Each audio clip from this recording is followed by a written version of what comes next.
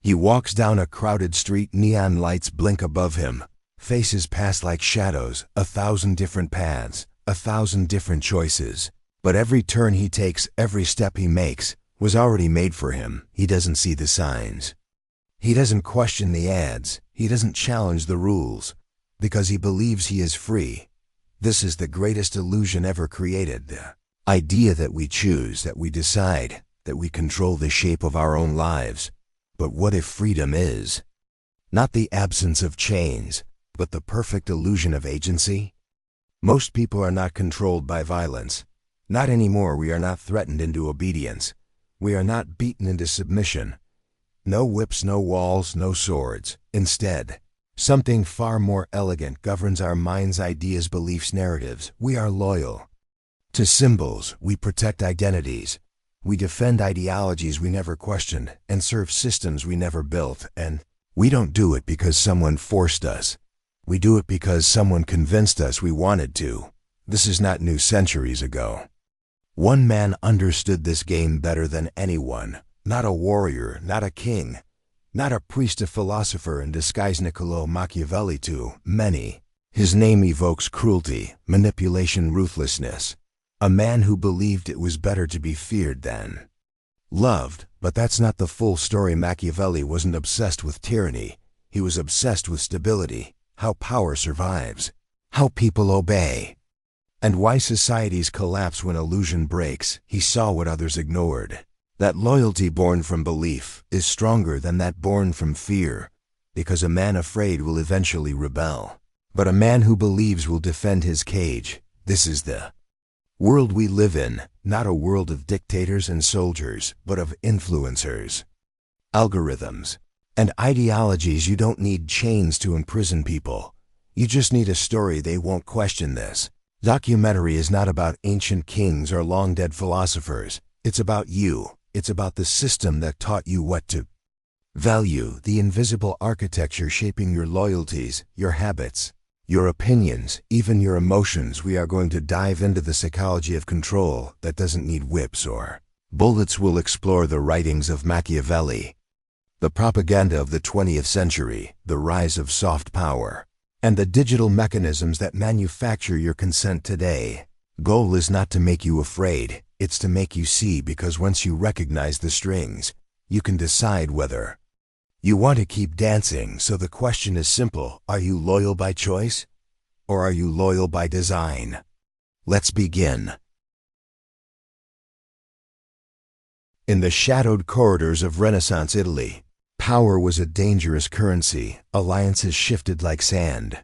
Betrayals were routine, and loyalty was always for sale. It was a time of assassins, corrupt clergy, foreign invasions, and crumbling empires. Florence, Rome, Milan, each a city-state constantly under threat, not only from rivals, but from their own people. It was in this chaos that Niccolò Machiavelli was born. He was not a noble, not a general, not a king. He was an observer, a man watching from behind the curtain as power moved through hands like smoke.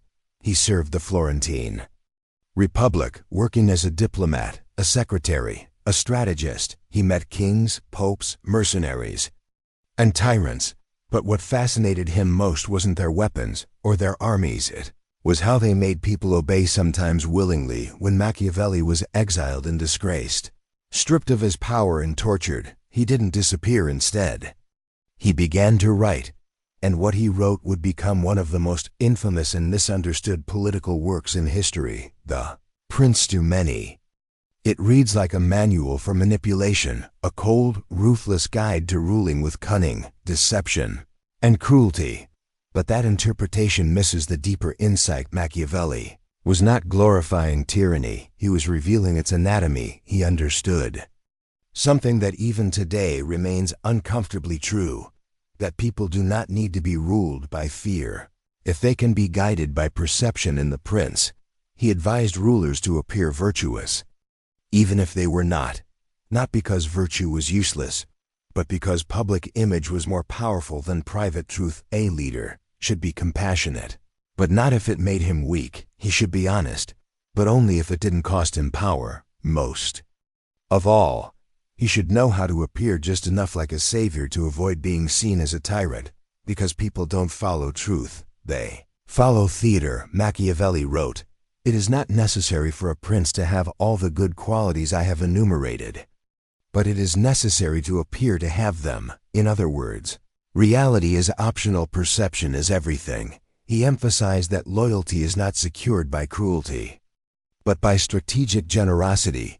Give people just enough prosperity, praise them when it costs you nothing, distract them with ceremonies and symbols.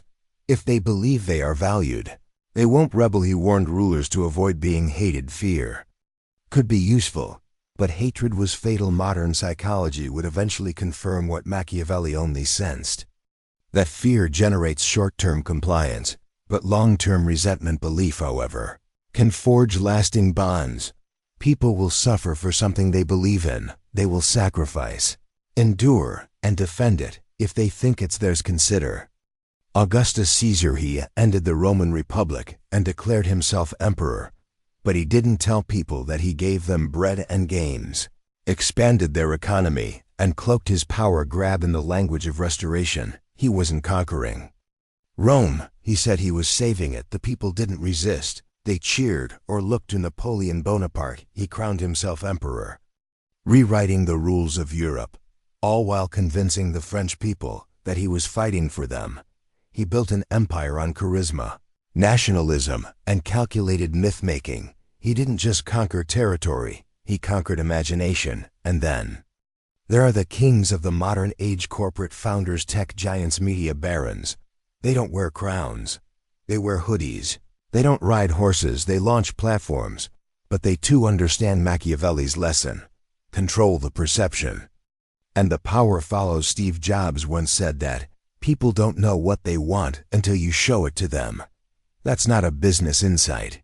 That's a psychological revelation. When you define the narrative, you shape the desire. When you shape the desire, loyalty follows, not out of fear, but out of belief.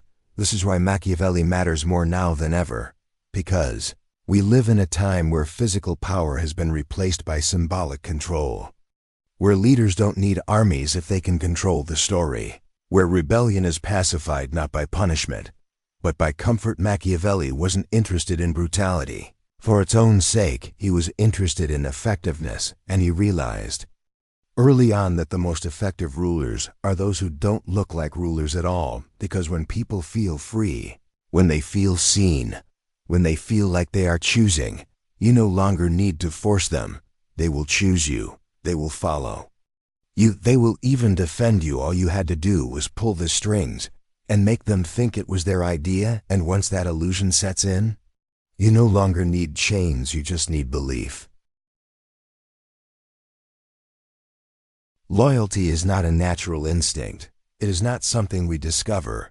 It is something we are taught, shaped, engineered, not with commands, but with stories, not with force, but with repetition, not with chains, but with symbols we come to love. In 1928, a man named Edward Bernays published a book called Propaganda. He was the nephew of Sigmund Freud, and he understood something few others did at the time: that the unconscious mind was the true battlefield of power. Bernays took the tools of psychoanalysis and weaponized them for public persuasion. He helped corporations and governments bypass logic and go straight for emotion: fear, pride, desire, identity. It was Bernays who made it socially acceptable for women to smoke in public by branding cigarettes as torches of freedom. It wasn't about tobacco, it was about tapping into the hunger for liberation and rebellion with a single campaign.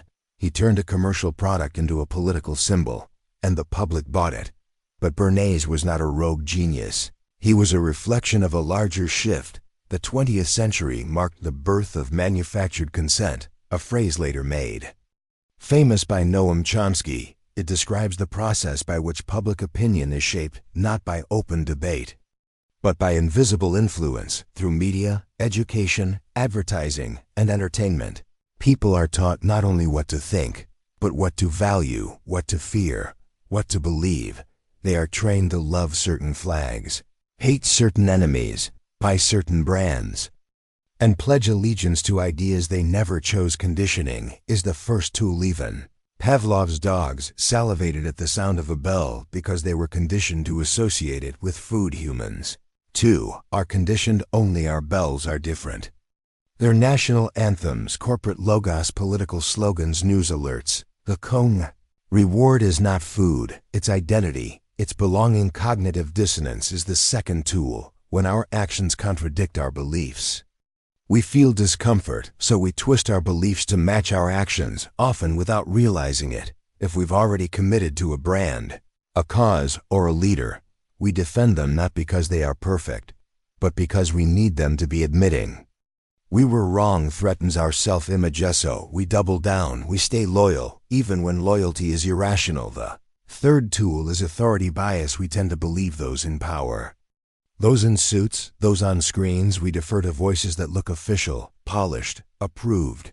If a message is repeated enough and delivered from a platform we trust, we rarely question its origin. We internalize it, and once internalized, it becomes truth. Now let's apply this to real-world systems. During wartime, loyalty becomes sacred.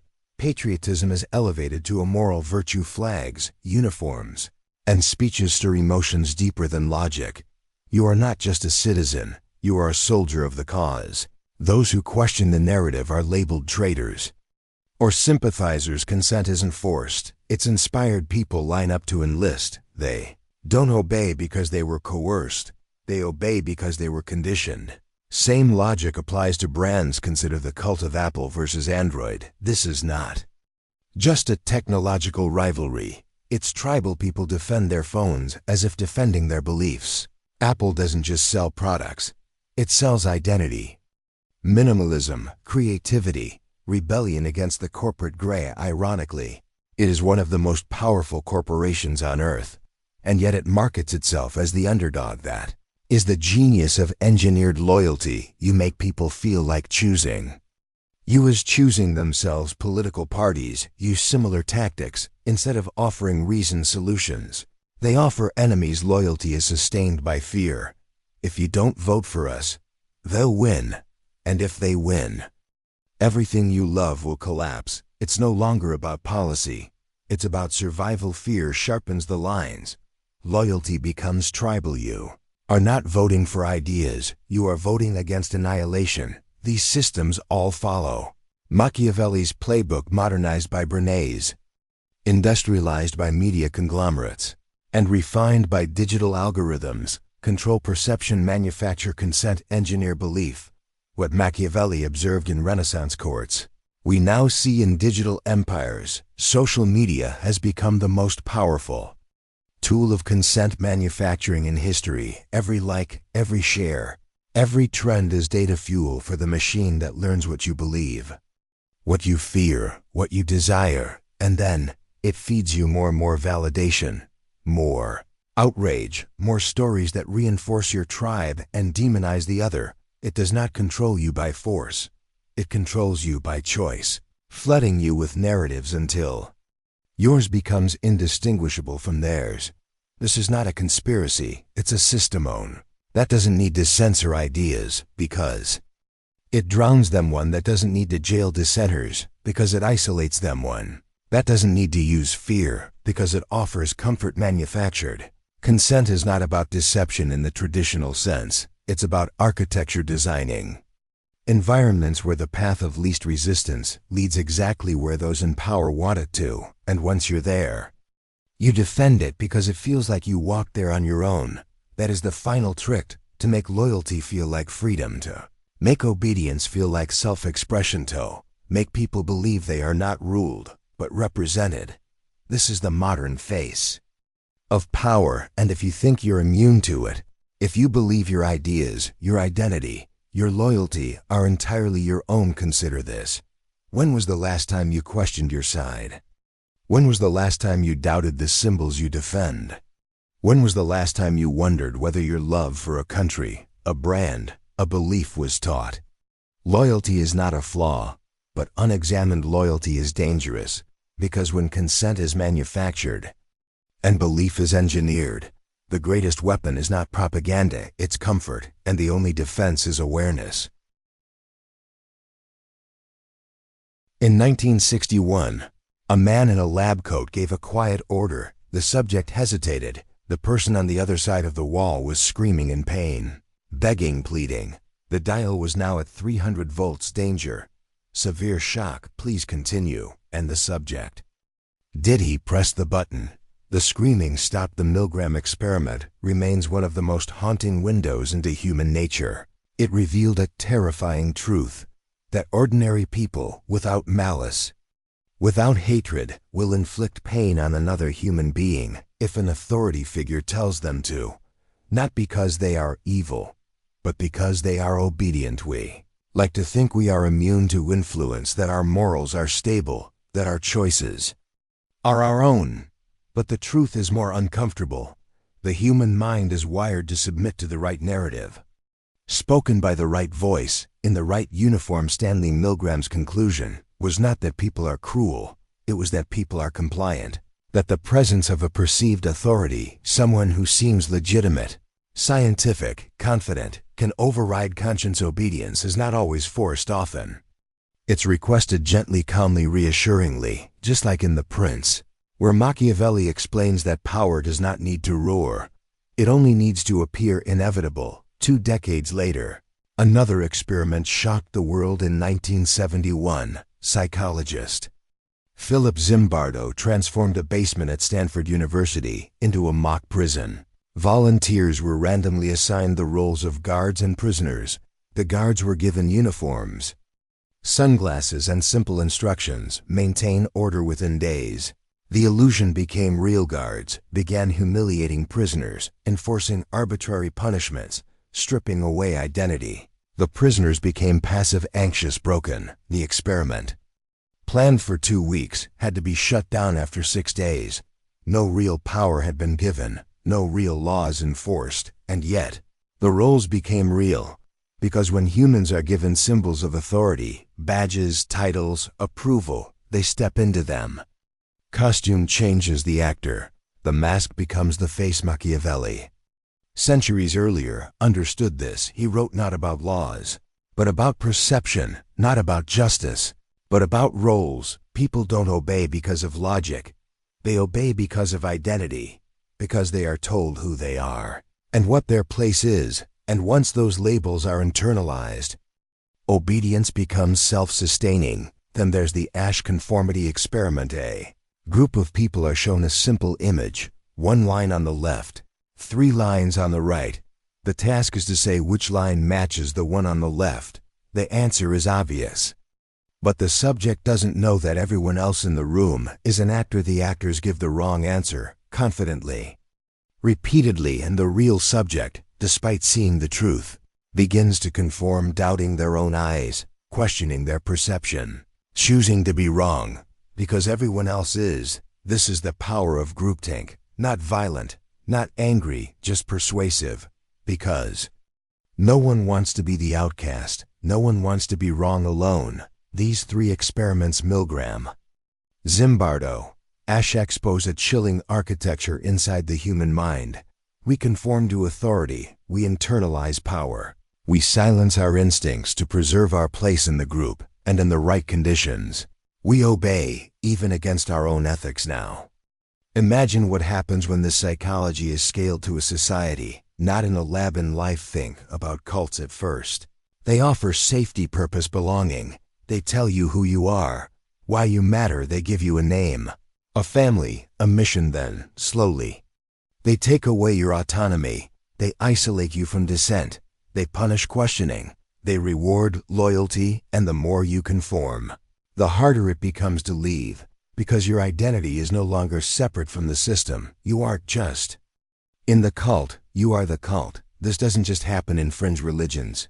Happens in political movements, in nationalist ideologies, in online communities, in influencer fanbase. Whenever a leader positions themselves as the ultimate source of truth, when dissent is framed as betrayal, when emotion is weaponized to blur logic, you are no longer thinking freely. You are obeying, but you don't feel like you're obeying. You feel empowered Because the manipulation is not external, it's internal. You are not threatened, you are included. You are not silenced, you are guided. This is what makes soft power so effective. It doesn't feel like coercion, it feels like belief, and belief is far more resilient than fear. Machiavelli understood this before modern psychology could prove it.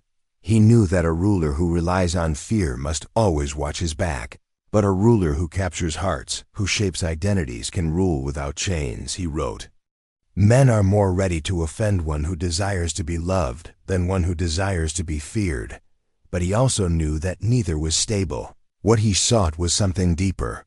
Control through illusion. Make them feel safe, make them feel seen, make them feel chosen. They will obey, not because they are afraid, but because they believe it's who they are today. The tools are more advanced. Social media algorithms amplify emotional content because it's what keeps people engaged. Outrage, tribalism, moral superiority, these become psychological hooks. They reinforce identities. They drive groupthink. They silence critical thought. You don't need a uniform or a badge to command obedience now. You need a story, a flag, a hashtag, an idea that defines us and vilifies them. And once that binary is in place, obedience becomes natural, dissent becomes dangerous, complexity becomes treason. This is the real psychology of power. It's not about control over your actions. It's control over your perception, because once your perception is captured, your loyalty is no longer a decision, it's a reflex, and the most powerful systems are the ones that make obedience feel like conviction. Next time you catch yourself repeating a belief, defending a side, or attacking an opponent, pause, ask yourself, who gave you that identity? Who benefits from your loyalty? And what would it cost you to question it? Because the human mind is wired to submit, but only to the right narrative. Freedom, the most sacred word in modern civilization. We sing about it, fight for it, die for it, but do we really understand it? Or has it become the most powerful illusion of all? Imagine a cage wide enough to walk, tall enough to stretch, comfortable, personalized, beautifully decorated inside. The person feels safe. They have options. They can move, turn, choose left or right. They feel free. They praise the cage as liberation itself. But what they never do is try to leave because they don't know it's a cage. This is not a metaphor for dictatorship. It's a metaphor for modern society. Because control has evolved, it no longer needs to restrict you physically. It only needs to define your perception of freedom, then let you believe you're exercising it. This is the paradox. Machiavelli understood long before democracies and digital economies existed that if you give people just enough choice, just enough comfort, just enough control, they will not rebel. They will protect the system, even when that system subtly controls them. Warned of this over 2,000 years ago in the allegory of the cave, prisoners are chained inside a cave, facing a wall.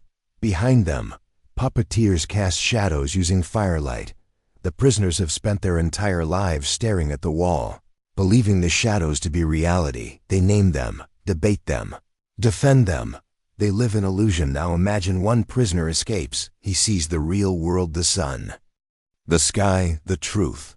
And when he returns to free the others, they reject him, they fear him, they fight to stay in the cave because freedom, when you've only known illusion, feels like threat. This allegory is not about ancient philosophy, it's about now, because today, the shadows are more seductive than ever. We live in a marketplace of choices, hundreds of cereal brands, dozens of streaming platforms, thousands of lifestyle options, political parties, social identities, religions, a world that tells us, you can be whoever you want, buy whatever you desire, believe whatever makes you feel good. This looks like freedom, but it is a curated freedom, an algorithmic freedom, a freedom that lets you choose between 1,000 variations while never questioning. The system offering them modern capitalism doesn't suppress desire. It mass produces it. You don't need to limit people when you can flood them. You don't need to silence voices when you can drown them in noise. Distraction becomes control. Choice becomes camouflage, and so people feel empowered. Because they're busy customizing their prison. Machiavelli anticipated this idea, though writing in a different era. He warned that rulers should not try to micromanage every aspect of a subject's life. Instead, they should allow enough autonomy that the people feel invested in the system. Give them the illusion of control, manageable, safe freedoms. Let them argue over minor details. Over trivial debates, let them feel victorious in small battles. Just don't let them ask who designed the arena in today's democracies. This takes on a new form. People vote, engage in civic rituals, cheer for one side, hate the other. The colors, slogans, and leaders may change, but the structural power remains stable. Elections offer a sense of renewal, a sense of participation. But the deeper mechanics of influence, corporate lobbying, media framing, financial control, stay untouched too. Sides of the same coin, and we never question who minted it. This isn't a rejection of democracy, it's a reminder of its vulnerability. Because once democracy becomes performance rather than substance, freedom becomes symbolic rather than real. You can say anything so long as it doesn't matter. You can protest so long as it doesn't threaten the system. You can choose between products, candidates, beliefs, but always within boundaries set by invisible architects. What Machiavelli understood, and what modern systems have perfected, is that the perception of freedom is more effective than actual freedom, because people will fight against tyranny, but they won't fight what they cannot see. They won't fight comfort, and comfort has become the new cage. Our devices offer infinite information, but filter what we see. Our platforms give us voices, but sort which voices are heard. Our jobs offer stability, but extract purpose. Our cities offer mobility, but trap us in debt, routine, and artificial identity. We are not commanded to obey. We are entertained into submission. We are distracted into loyalty. We are free to choose our constraints, and that is the brilliance of modern power. It doesn't look like power, it looks like opportunity. It doesn't suppress dissent, it absorbs it, monetizes it, puts it on t-shirts, and sells it back to us. Revolutionary becomes a brand. The protest becomes an ad campaign. The freedom fighter becomes an influencer. And so the machine survives because it doesn't fight us, it flatters us, it tells us we're free, even as it defines our choices. And most of us never look past the surface, because looking deeper would mean asking dangerous questions. Who benefits from my loyalty? Who defines my choices? What does my freedom cost, and who paid for it? The hardest chains to break are the ones we never knew were there, and the most powerful cages are the ones we guard ourselves. This is why illusion is more effective than force, and why belief is stronger than fear. Because when you believe you're free, you'll never ask who's in charge. You will never see the bars. You'll decorate them. You'll call them home, and you'll teach your children to love them. So the next time you feel free, ask yourself, what kind of freedom is this? Who shaped it? And would you even recognize real freedom if you saw it? Or would you fight to stay in the cave? Because freedom without awareness is just obedience with better marketing and the illusion of freedom. That may be the most powerful form of control ever created. Machiavelli never envisioned smartphones, global markets, or digital surveillance, but his blueprint is still alive. It's alive in the language of political campaigns, in corporate mission statements, in every platform that tells you what to want, who to fear, and how to behave. His methods didn't vanish with the kings and empires of his day.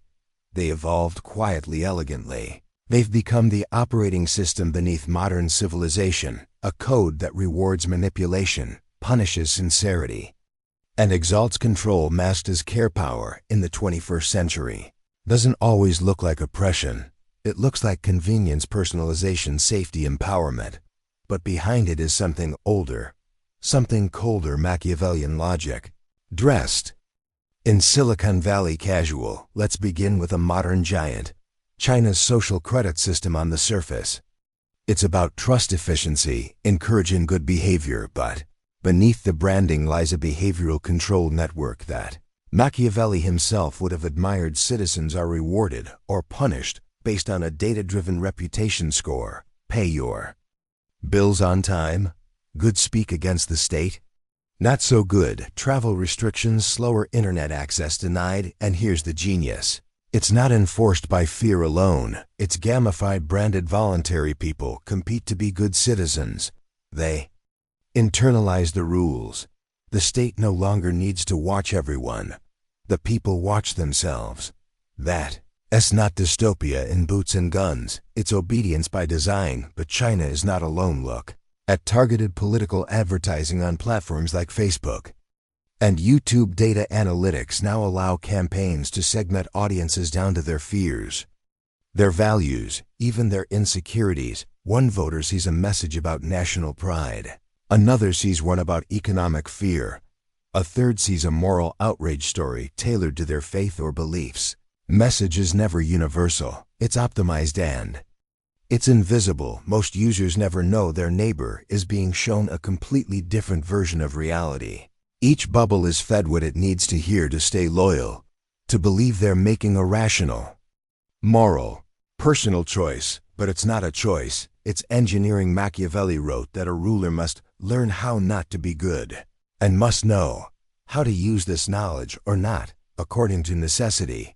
This is the algorithmic version of that philosophy. Data is the prince, targeting is the sword, and the illusion of free choice is the palace in which we all live. Then there's the world of work. Corporate branding today isn't about selling products.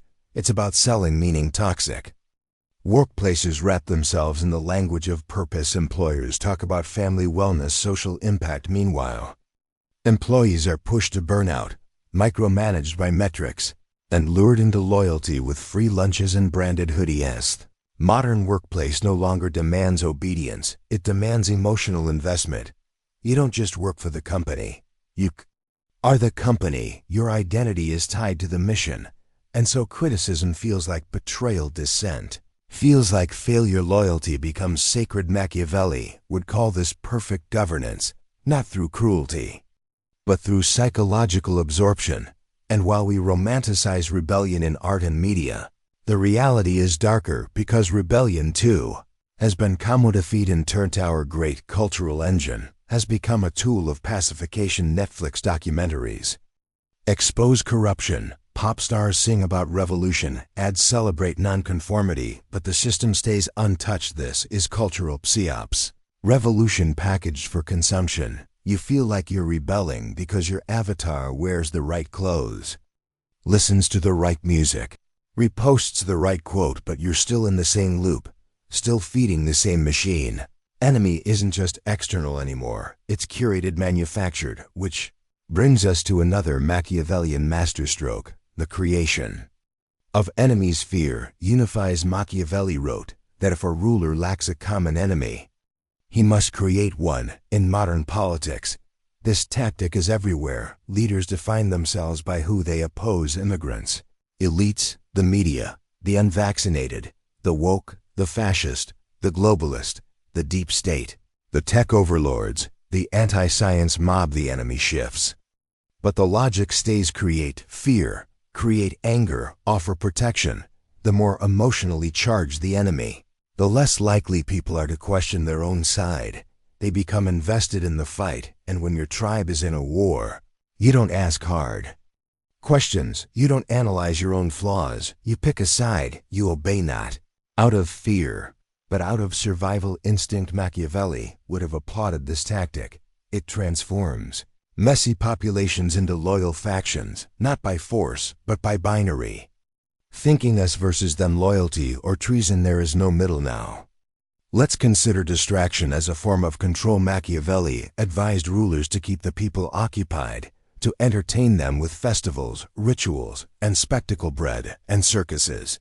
Today, the distractions are infinite. 24/7's media cycles, trending hashtags, scandals, celebrity gossip, doom scrolling, outrage of the day. Each hour consumed with controversy or entertainment is an hour not spent questioning structure, policy, or power. Our attention, the most valuable currency of our time, is pulled into 1,000 tiny wars, none of which lead to real transformation. We don't think deeply because we're too busy reacting. We don't ask who benefits, we ask, what's next? This is not accidental, it is design, and it works because of a final, devastating insight.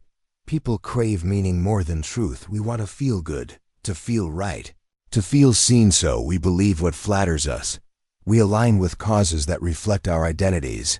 We pledge loyalty to movements that tell us we matter even if the underlying structure is rotten, and so the Machiavellian toolkit is no longer hidden in royal courts or smoky war rooms. It's in marketing departments, campaign headquarters, social media algorithms, and entertainment studios. It's polished, branded, scalable, and it's being used not just to control what we do, but to define who we are. This section is not about paranoia, it's about clarity, because until you recognize the architecture, you are not resisting it, you are participating in it, obeying it, defending it, believing it was yours all along. Machiavelli's brilliance wasn't in creating tyranny, it was in exposing its elegance.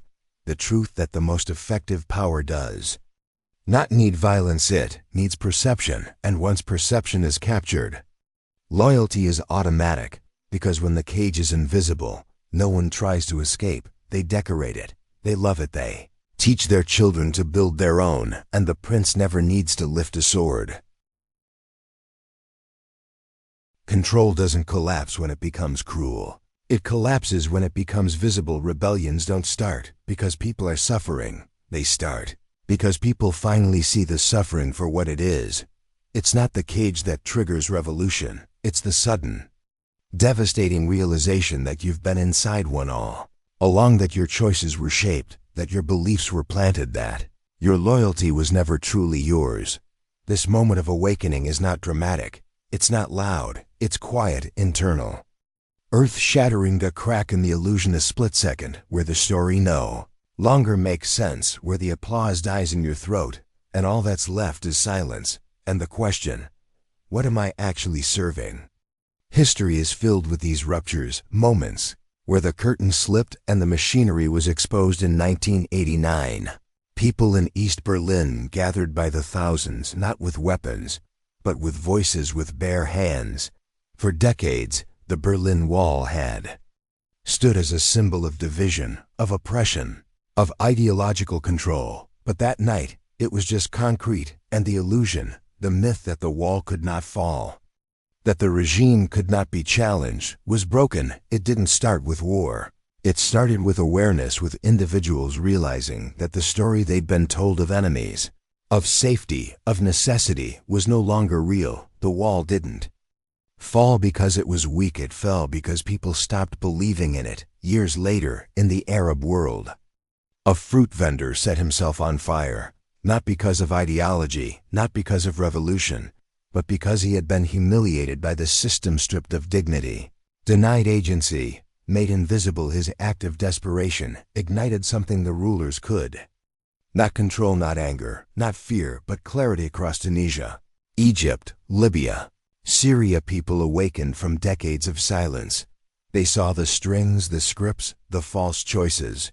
They saw how deeply their lives had been choreographed by regimes that claimed to protect them, and when obedience no longer made sense, the streets filled with voices, with courage, with the unbearable weight of truth. In the modern West, the illusions are subtler, but no less powerful. The myth of meritocracy, the cult of productivity, the religion of hustle. We are told that if we just work harder, longer, better, we will succeed. We will be free, we will be safe. But slowly, people are waking up. Burnout is no longer seen as a personal failure.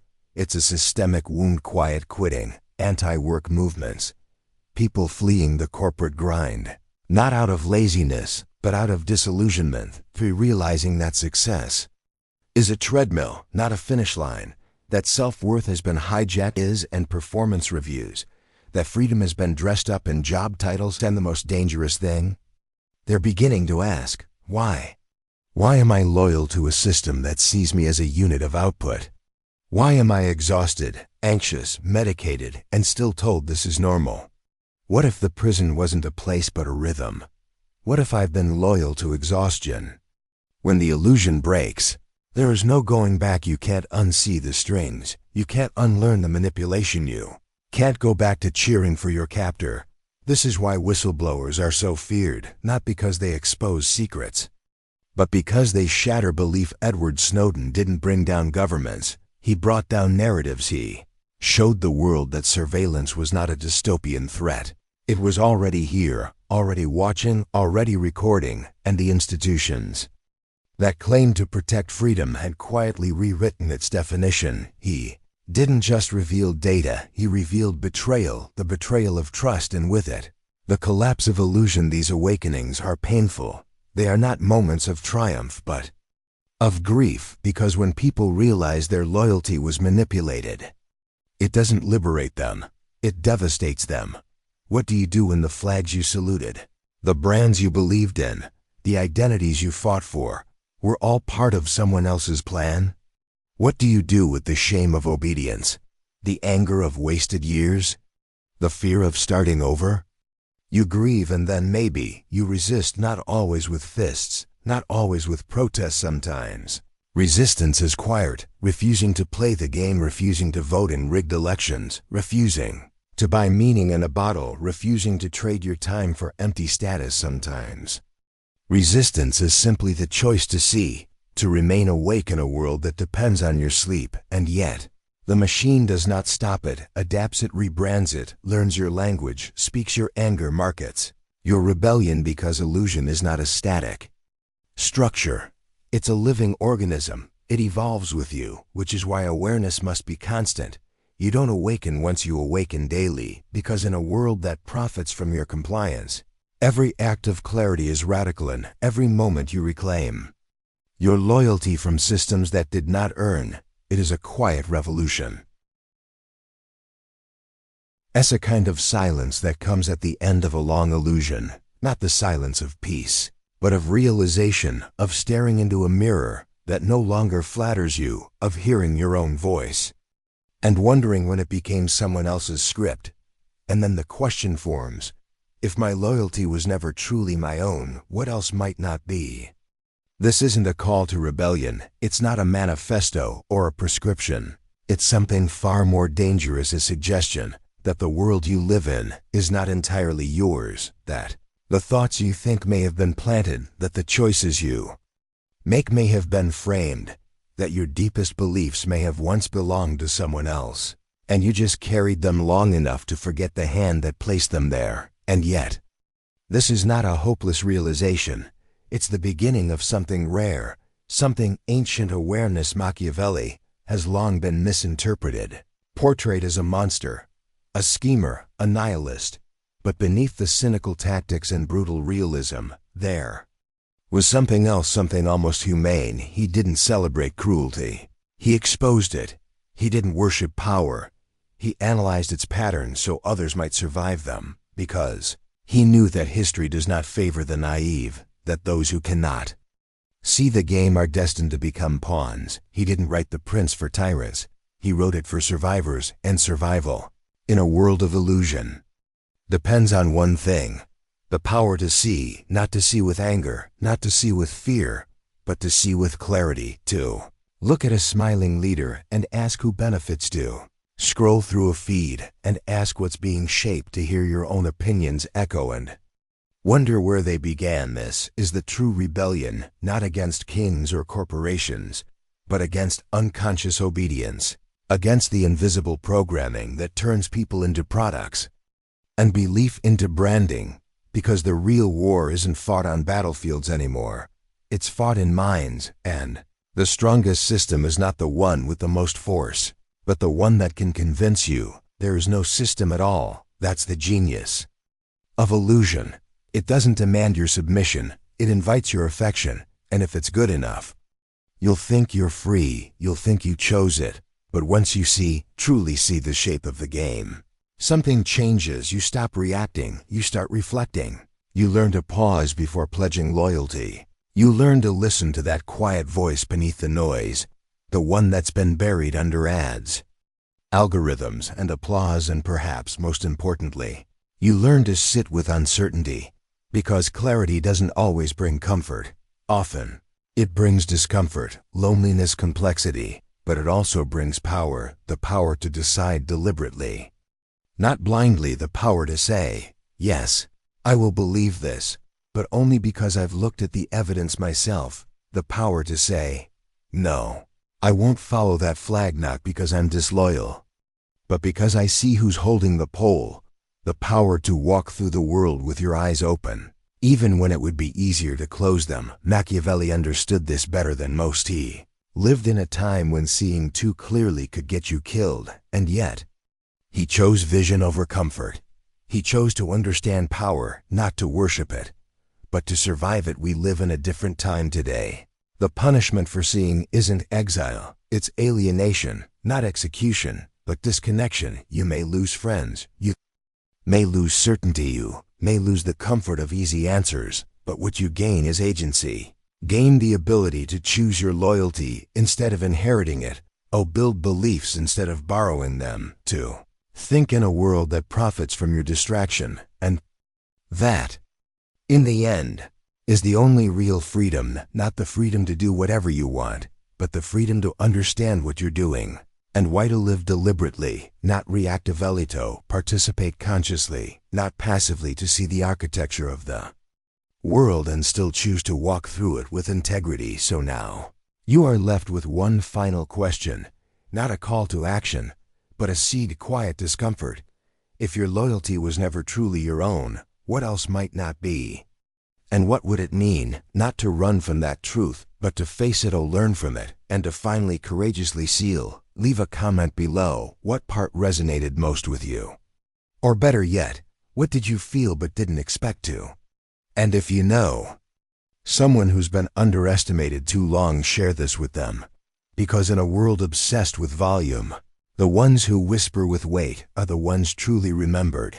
Stay sharp, stay unreadable, and I'll see you in the next one.